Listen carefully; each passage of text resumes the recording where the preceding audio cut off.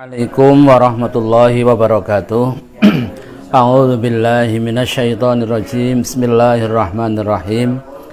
Alhamdulillah wa syukru ala nikmatillah. Wassalatu wassalamu ala Rasulillah wa ala alihi wa sahbihi wa mawala. Wala haula wala quwata illa billah, amma ba'd. Anak-anak sekalian yang dirahmati Allah, kaum muslimin wal muslimat di mana saja berada, yang insyaallah senantiasa dimuliakan Allah Subhanahu wa taala. Alhamdulillah wa syukrulillah, kita masih diberi kesempatan oleh Allah menghirup udara indah di bulan suci Ramadan. Semoga bulan Ramadan tahun ini merupakan bulan yang penuh dengan inspirasi bagi kita untuk meningkatkan amal soleh kita. Dan semoga Allah Subhanahu wa taala menjadikan kita semuanya orang-orang yang mendapatkan kebahagiaan itu, baik di kehidupan dunia terlebih di kehidupan akhirat kelak. Salawat salam semoga senantiasa tercurah kepada junjungan kita Nabi Agung Muhammad sallallahu alaihi wasallam, keluarga juga sahabatnya, sampai kepada kita para umatnya. Anak-anak sekalian yang saya hormati dan dimuliakan Allah, pada kesempatan ini kita akan bersama-sama membahas atau bermusyawarah tentang ilmu sebagai dasar, dan kita akan membahas kitab Fathul Qorib insyaallah nanti dalam rangka amalia Ramadan kita. Teriring doa, Allah manfa'na bima 'allamtana wa 'allimna ma yanfa'una wa zidna ilman nafi'a. Amin ya rabbal alamin.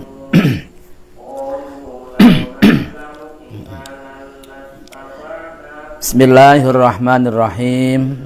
Qala al-musannifu rahimahullahu wa nafa'ana bihi wa bi ulumihi fi daraini. Amin amin ya rabbal alamin. Kita langsung membahas dari bab yang muqaddimah dulu. Kita akan bahas, dan nanti apabila di dalam membacakan atau membawakan atau memaknai kata ada yang keliru karena keterbatasan kemampuan, atau mungkin manusia mendapatkan sifat lupa, kita untuk bermusyawarah untuk dielingke, istilahnya pun diingatkan. Bareng-bareng ini bukan pengajian secara, tapi kita musyawarah, musyawarah aja. Ngala hadhihi niyah wa kulli niyatin shalihah libtigha'i mardatillah wa li syafaati rasulillah wa li jabatil mas'ul wa li qabuli hajatina wa li husuli ma'mulina. Al-Fatihah. A'udzu billahi minasyaitonir rajim. Bismillahirrahmanirrahim. Alhamdulillahirabbil alamin. Arrahmanir rahim. Maliki yaumiddin. Iyyaka na'budu wa iyyaka nasta'in. Ihdinas siratal mustaqim. Siratal ladzina an'amta 'alaihim ghairil maghdubi 'alaihim waladdallin. Amin. Bismillahirrahmanirrahim. Bismillahi ngawiti ngaji ingsun kelawan nyebut asmane Allah, sifatnya Allah Ar-Rahmani, zat kang paling rahmat, kang lembut, kang gede-gede ing dalam dunya lan akhirat. Sifatnya Allah Ar-Rahimi, zat kang welas asih, kang lembut-lembut ing dalam akhirat bloko. Alhamdu utawi sekabehane puji kang patang perkara iku rabbil lillahi kagungane Allah. Sifatnya Gusti Allah Rabbil alamin, zat kang mengerani wong alam kabeh. Wa shallalan muga-muga paring ruba keselamat kerahmatan sapa Allah Gusti Allah ala sayyidina ing atase Gusti kita rupane Muhammadin ya kanjeng Nabi Muhammad. Sifatnya Nabi Muhammad an-nabiyyi kang dadi nabi, wa alihi lan muga-muga paring ruba keselamatan sapa Allah ing atase pira-pira keluargane kanjeng Nabi. Sifate keluarga at-tahirina kang suci-suci kabeh. wa sahabatihi lan muga-muga paring rahmat salam sapa Allah ing pira-pira sahabate Kanjeng Nabi ajma'ina ya sekabehane. Mengawali ngaos kita nyebut asmanipun Allah kanthi muji ing Gusti Allah. Sekawit kullu amrin dzibalin la yabda'u bi bismillah wa huwa aqta. Setiap amal soleh, setiap kebaikan yang tidak diawali dengan bismillah maka pahalanya terputus. Pahalanya terputus di tengah jalan, artinya kurang barokah, pahalanya hilang. Maka setiap aktivitas apapun bentuk aktivitasnya yang baik tentunya, karena di situ ada lafal dzibalin yang mempunyai kebaikan atau unsur-unsur ibadah, kalau tidak diawali dengan bismillah maka terputus pahalanya. Sifatnya Allah Ar-Rahmani, zat kang paling rahmat kang gede-gede dalam dunia lan akhirat. Sifat rahmat Allah itu berlaku bagi seluruh makhluk di dunia dan juga di akhirat. Semua makhluk Allah, semua ciptaan Allah di dunia ini mendapatkan rahman Allah, sifat rahman Allah.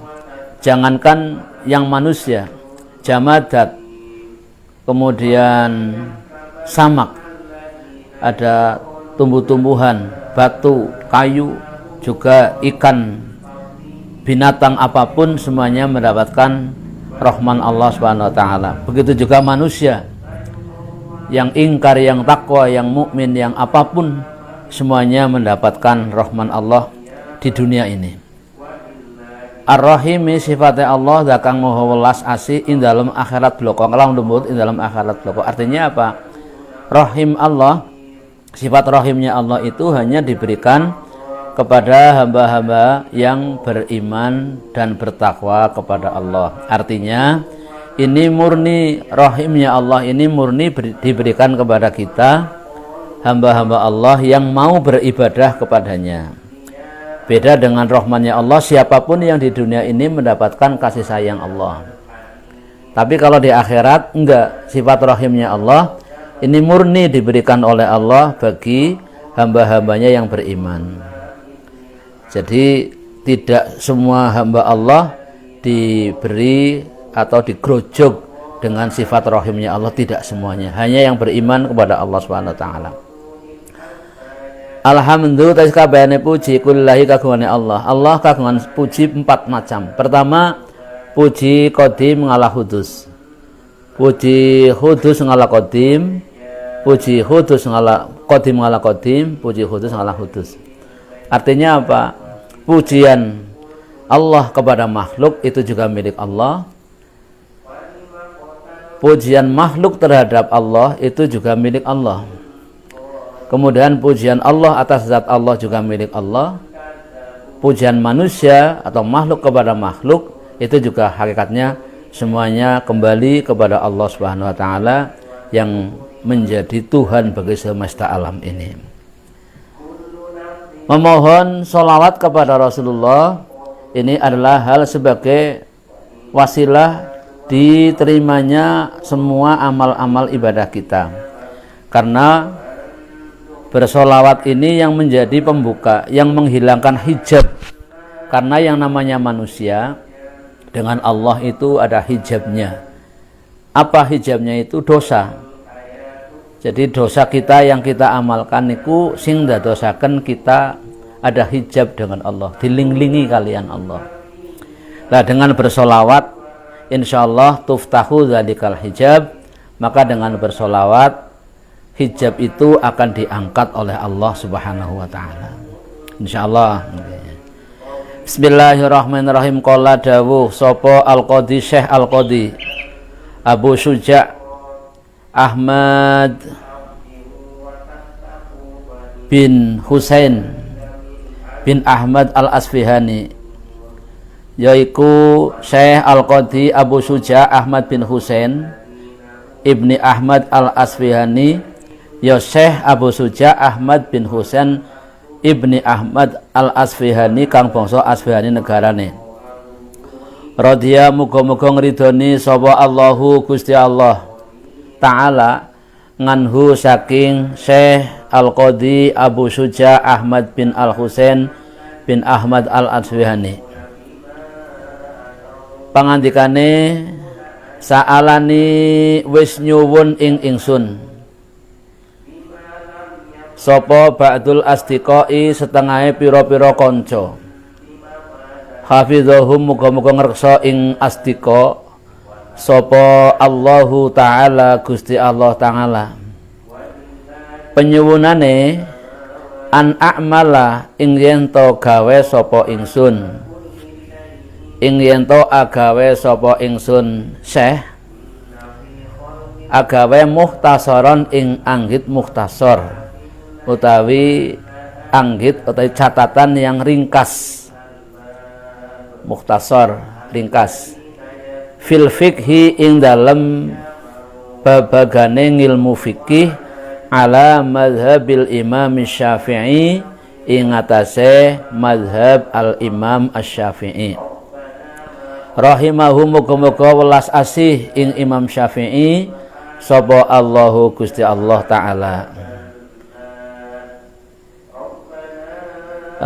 Rahimahu muga-muga welas asih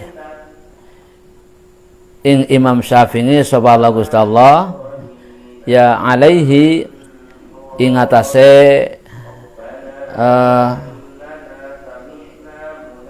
alaihi ing atase Imam Syafi'i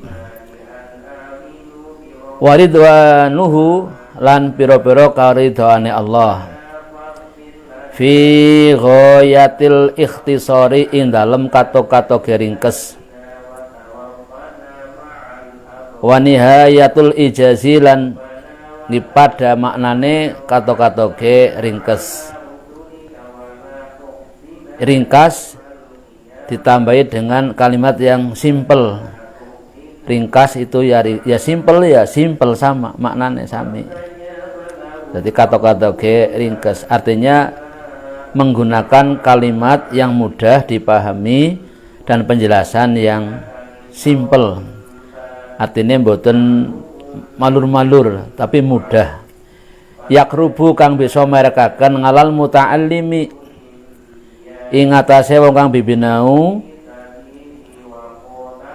nggampangaken merekaken darsahu ing deres ing kitab ing mukhtasar.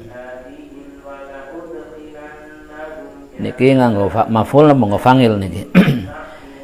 Apa darsuhu deres ing mukhtasar wa yasulan muga gampangaken lan bisa ngampun ngalam mubtadi ing atas wong kang ngawiti apa hifdzuhu ngreksa ing mukhtasar. Yang pertama, para kanca-kancane Syekh Abu Syuja niku nyuwun dumateng Syekh Qadhi Abu Syuja bin Ahmad bin Al-Husaini Al-Asfihani disuwun kalian para konco-koncone supados membuat semacam catatan yang ringkas, yang sangat ringkas, yang mudah dipahami, yang bermadhab ya dalam hal ilmu fikih yang bermadhab Imam Syafi'i. Madhab yang masyhur di dunia Islam itu ada 4, meskipun ada banyak madhab yang muncul, tapi yang muncul yang paling masyhur madzahibil arba'ah, yaitu Imam Ahmad Ibnu Hanifah, Imam Malik, kemudian Imam Ibnu Hanbal, dan di antara 4 itu yang masyhur mazhab Imam Syafi'i, yang 2/3 menurut sejarah diikuti mazhabnya oleh seluruh umat Islam di belahan dunia ini. Ini mazhabnya Imam Syafi'i. Wa an ukasira lan yen to ngekehaken sapa ingsun fihi ing dalem mukhtasar, fihi ing dalem kitab mukhtasar al mukhtasar minat taksimati bayane minat taksimati saking pira-pira dum-duman wa hasrul khisali lan mertelaken pira-pira perkara Jadi disuwun kemudian Imam Abu Syuja memperbanyak catatannya, dibagi-bagi menjadi beberapa taksimat, beberapa bagian. Nanti bagian-bagian itu akan dibahas di bawah nanti ini. Fa'ajabtu mongko nyembadani sapa ingsun hu ing wong kang tak kang nyuwun nggih. Ila zalika maring mengkono-mengkono a'mala mukhtasaron, ila zalika maring mengkono-mengkono nganggit kitab mukhtasar taliban halai murih lisawabi maring pahala utawi ganjaran, raghiban halai demen ilallahi subhanahu wa ta'ala maring Gusti Allah subhanahu wa ta'ala, fit taufiqi ing dalem pitulungan liswabi krono bebener atau maring bebener sawab. Annahu teman sedone Allah iku alama ing atase pira-pira barang, annahu teman sedone Gusti Allah alama ing atase pira-pira barang iku yasha'u kang den kersakaken apa ma iku qadirun kuwasa. Khabaren nang mburi ana mubtada ora ana khabar ya ora dadi kudu ana mubtada ya kudu wonten khabar. Nek wonten mubtada ora ana khabar ya mubtadane mboten faedah. Mulane teng mriki ternyata khabare nang mburi. Annahu taman satune Gusti Allah alama ing atase barang ya saukang kersa sapa Allah ing ma iku qadirun kuwasa. Wa bi ibadihi lan ing pira-pira kawulane Gusti Allah iku latifun zat kang lembut, khabirun tur zat kang miarsa. Lah semua permintaan-permintaan dari Ba'dul Asdiqa maka oleh Imam Abu Syuja Ahmad bin Husain bin Ahmad al-Asfihani dikabulkan. Niku sih wonten kalimatnya fa'ajabtuhu, nyembadani mengabulkan dengan permintaan-permintaan itu oleh Syekh dikabulkan, sehingga tersusunlah kitab yang disebut dengan kitab ini Fathul Qorib sebagai jawaban atas pertanyaan-pertanyaan para ulama pada saat itu yang hidup di masa Syekh Abu Syuja dulu. Kalau ingin tentang penjelasan ini maka panjenengan bisa membeli kitabnya niku kisah-kisah tentang sejarah hidup para imam, para ulama, itu ada kitabnya. Yang susunan itu susunan baru. Saya pernah baca tapi belum punya kitabnya yang menerangkan ya, Imam Ahmad lahir tahun berapa, Imam Syafi'i tahun berapa, sampai pada ulama-ulama sekarang ini banyak yang tahu. Bismillahirrahmanirrahim. Kitabut Thaharati, utawi iki kitab kang mertelakan tentang sesuci. Kitab Ahkamut Thaharah, tentang hukum-hukumnya sesuci. Sesuci itu bagian daripada syarat seseorang melaksanakan ngibadah wajib. Niku dadi syarat. Nggih. Almiyahu utawi pira-pira banyu. Almiyah, miyah niku jamu ma'in. Ya, bentuk jamak dari lafal ma'un itu banyu, jadi dikatakan sebagai lughat masdar bi mana adzaim wal jama'. Nah, jadi kitab niki, penjelasan niki, fasal niki menyenangkan tentang banyu. Allati ya banyu ya juzu kang wenang. Apa sing wenang at-tadhiru sesuci biha kelawan nganggo banyu iku sabengu miyahin ana pitu pira-pira banyu. kitab niki menjelaskan tentang fasal niki menjelaskan tentang macam-macamnya air yang diperbolehkan untuk sesuci dengan menggunakan air tersebut. Dirupane pihak sabungumiyahin ana pitu pira-pira banyu. Siji ma'us samai, nomor siji banyu langit. Banyu langit an-nazilu minha wa huwa al-matar. Pemahamane banyu langit niku an-nazilu minha ya wa huwa al-matar.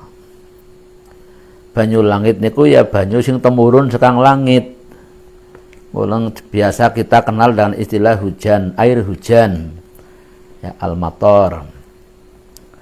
Wa ma'ul bahri lan kaping pindhone banyu segara, air laut. Biasa disebut dengan air al-milhu, ya, termasuk banyu asin itu. Milhun kan dimaknani asin. Air laut itu boleh kita gunakan untuk sesuci. Jadi bahru. Wa ma'un nahri lan kaping telune banyu bengawan. Bengawan niku ya kali, ya. Sungai itu loh. Sungai kalau kecil sekali itu got. Kalau agak gedean niku sungai. Kalau gede, sungai tapi gede, itu dikatakan dengan bengawan. Karena di perbatasan Jawa Tengah, Jawa Timur ada bengawan, namanya bengawan Solo. Nah, perbatasan Jawa Tengah dengan Jawa Barat juga ada bengawan, itu namanya Citandui. Ini perbatasan Sugian dengan Maos juga ada bengawan namanya Serayu. Itu dikatakan sudah bengawan karena sudah sungai tapi sangat besar. Itu namanya bengawan. Sebagian ada yang mengatakan demikian. Nek kali kue kulon niku ya kali mawon lepen. Biasa itu juga sah digunakan untuk sesuci. Wa ma'ul bi'ri lan banyu sumur.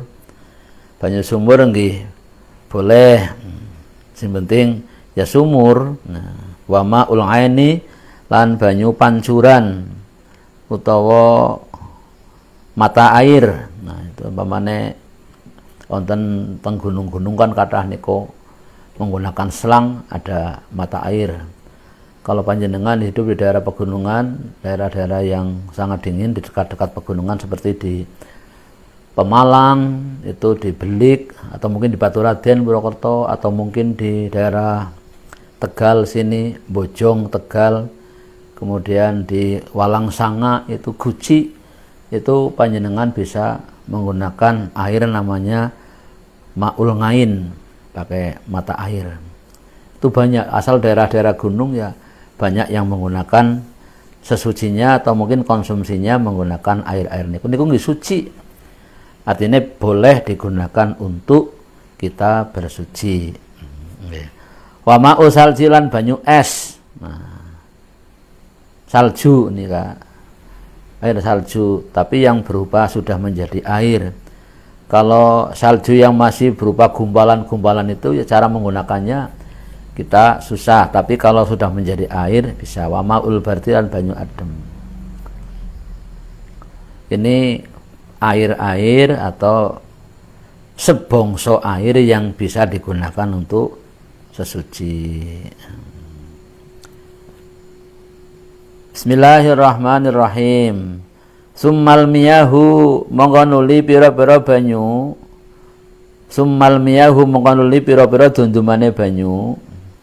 Iku ala arba'ati aksamin ing ngatasé papat pira-pira bagian. Dirupane papat tahirun banyu suci, mutahhirun kang nucikaken, wera makruhin kang ora den makruhaken apa istimaluhu nganggo ing banyu. Wa huwa utawi banyu iku almaul mutlaqu, banyu mutlak. Pembagian air itu ada 4. Yang pertama tohir mutohir ghairu makruhin. Air suci juga mensucikan. Suci mensucikan. Ghairu makruhin sing ora makruh. Apa istimaluhu nganggo ing banyu. Jadi onten air yang dikatakan sebagai air mutlak. Air mutlak itu air yang murni, yang betul-betul masih murni, tidak terkontaminasi dengan yang lain dan boleh digunakan untuk sesuci. Itu namanya al-ma'ul mutlak. Ya, ngatafnya membacanya al-ma'ul mutlaku. Karena di depannya pakai al, maka belakangnya juga pakai al.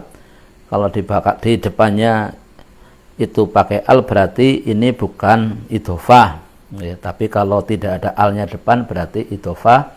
Maka kalau idhofah mudhof ilahnya kudu dijar, harus kasroh karena ini bukan idhofah, maka dibaca al-ma'ul mutlaku, bukan ma'u mutlakin atau ma'ul mutlaki, ya, bukan, tapi al-ma'ul mutlaku.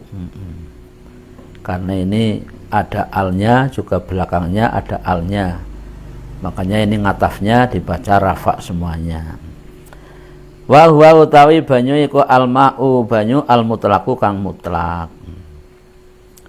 Jadi kula jenengan niki kon memahami, jadi mangke mboten ragu-ragu. Nggih. Mangke terus wa tahirun banyu suci mutahhirun kang nuciaken makruhin kang den makruhaken apa istimaluhu agawe ing banyu. Wa huwa utawi banyu iku alma'u banyu almusyammasu kang den panasaken. Banyu sing dipanasaken baik dipanasaken krana memang dijemur, enten dipanaskan karena memang dipanasi. Meskipun itu suci dan mensucikan, ya, tapi kalau airnya panas itu hukumnya makruh tapi sah.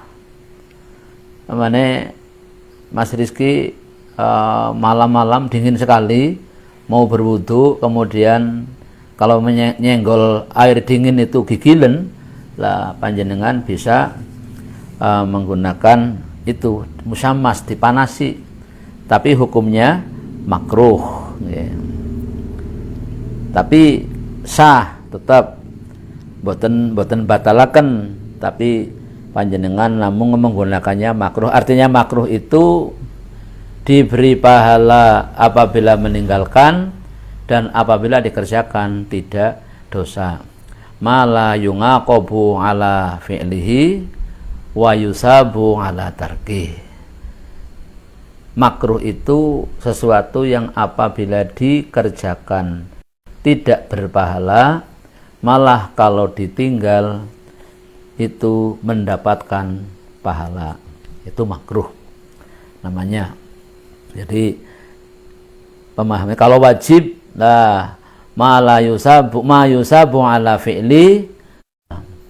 Kalau makruh ma la yusabu ala fi'li wa yusabu ala tarki. Jadi barang yang dikerjakan itu tidak dosa, justru malah kalau ditinggalkan, makruh ditinggalkan, menambah pahala. Ini bedane. Lah beda lagi dengan haram. Nah, haram itu bagi yang mengerjakan mendapatkan dosa besar, bagi yang meninggalkan mendapatkan pahala yang besar pula. Jadi pembagiannya itu begitu dalam istilah fikih, memaknai tentang hukum-hukum yang biasa kita jumpai dalam kehidupan sehari-hari. Jadi wa huwa utawi iku al-ma'ul musyammas, banyu kang den panasaken. Bismillahirrahmanirrahim. Wa tahirun lan banyu suci ghairu mutahhin kang ora nuciaken li ghairi maring liyane banyu. Wa utawi banyu ku al-ma'ul musta'malu, banyu kang wis dienggo. Yang ketiga, pembagian air itu dikatakan sebagai air yang tidak mensucikan untuk lainnya, yaitu al-ma'ul mustakmal, banyu kang wis, air yang sudah terpakai. Dalam arti terpakai itu sudah digunakan sebelumnya, digunakan untuk sesuci, maka dia dikatakan sebagai air yang tidak mensucikan. Ora sah lebih dahulu sih, jadi maka tidak bisa digunakan. Padahal ya suci, airnya suci, tapi tidak mensucikan. Jadi ada suci mensucikan, ada yang untuk yang lain, ada yang tidak mensucikan. Wal mutaghayyiru sak teruse banyu kang owah, bima kelawan barang kholito kang nyampuri apa mahu ing banyu, minato hiroti sang pira-pira perkara kang suci. Wonten banyu robah, air yang sudah berubah.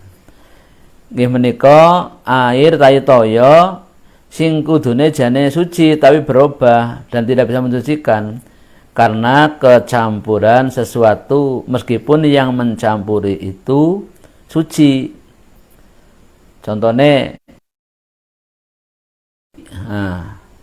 kopi ya suci, malah tambahi gula pisan, ya suci tapi tidak bisa digunakan untuk sesuci meskipun kecampuran yang suci. Teh manis bangsane, lah itu cewek wedang kopi sehingga cewek, lah apa jadinya nanti? Bisa ngoleh turu krekut terus karena napa dirubung napa semut tara karu-karuan, masyaallah. Ben wa ma'un najisin, lan banyu najis. Wa ta'i banyu najis iku alladzi ya banyu halat kang nyemplung fi ing dalem banyu apa najasatun pira-pira najis. Jadi banyu sing najis niku ya air yang terkena utawi kemasukan najis. Terus wakana wa utawi banyu iku dunal kullataini, kurang saka rong kulah. Au kana utawa ana apa banyu niku kullataini ya genep rong kulah. Fataghayyara mongko owah banyu, meskipun lagu mau kecemplungan najis ora ana rong kulah, banyu kur seember niki seember suci, kecemplungan najis, cecek, tekek, mati, nyemplung, maka itu sudah air mutanajis, kecemplungan najis. Nah, si sudah 2 kulah betul tapi berubah, sing robah minimal itu 3, siji warnane, loro ambune, bakai kebak besar, ini kecemplungan kucing mati, maka air itu akan berubah, baik itu berubah wujudnya, baunya atau rasanya, maka tetap dikatakan sebagai najis dan tidak boleh digunakan untuk. Saya seperti Pak Sakroni ini baru kaget nanti betapa belajar ini sangat penting.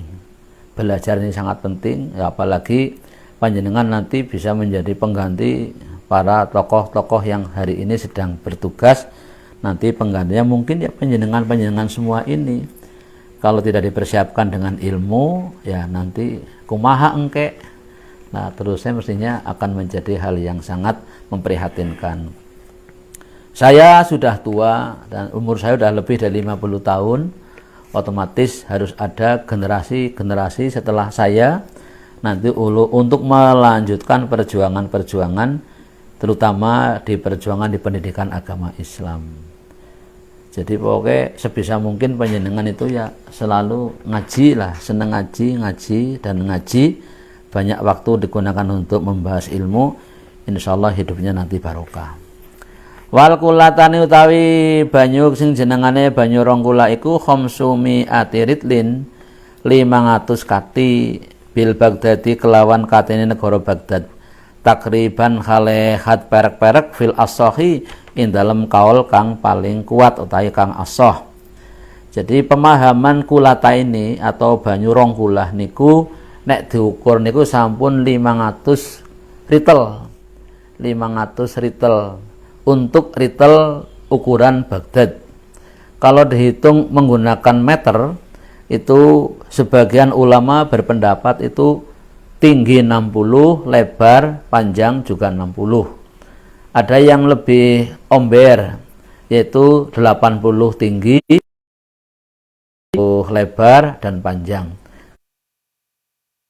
Ketika panjenengan airnya penuh, lah maka itu sudah dikatakan 2 kula. Atau mungkin anggar panjenengan cara membuatnya untuk lebar ke sana, ya mestinya panjenengan mengambil cukup dengan 2 kula. Kalau tidak, ya enggak cukup. Nah, jadi ini harus dipelajari karena nanti pasti akan dibutuhkan. Nah, sekarang masjid-masjid pun sudah banyak menggunakan sistem begitu, menggunakan kolam untuk bersuci ketika selesai wudhu menggunakan air suci. Nah, cuman kita harus hati-hati seperti di masjid kita itu harus hati-hati karena di sini banyak sekali saudara endrok, basur yang kadang-kadang keburan di situ nggak ngomong-ngomong lah ini. Kadang-kadang meninggalkan najis itu juga perlu selalu dikontrol, siapa tahu nanti ada mutan najis. Kalau sampai mutan najisnya merubah bentuk air, tentunya itu akan menjadi tidak